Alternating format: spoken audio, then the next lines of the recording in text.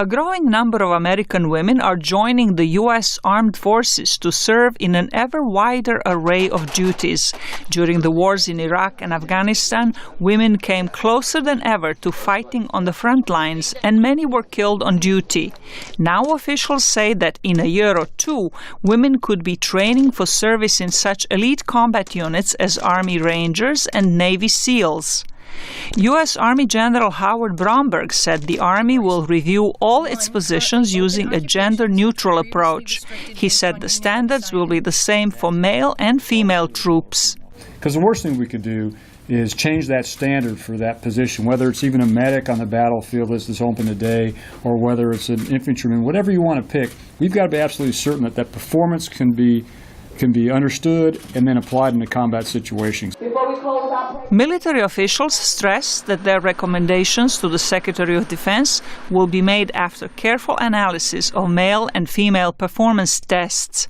Those will include examining the role of women in small elite commando units that have to be able to work isolated in a foreign territory.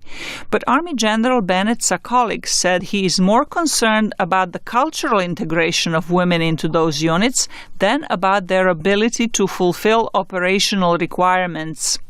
At this point, no decisions have been made. And I'll state that again. We haven't made any decisions whatsoever.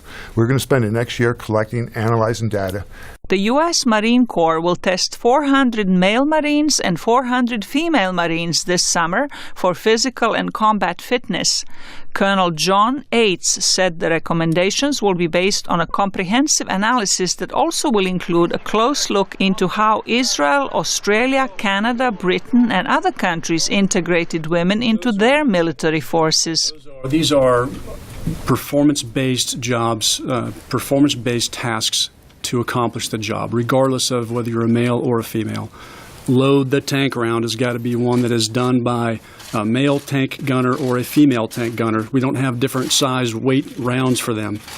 And it's got to be done by everybody. Officials also said recruitment and training is not the same for all positions, and that it may take up 5 or more years to bring women into some operational units.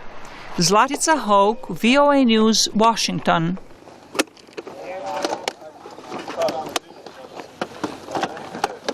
I did my one.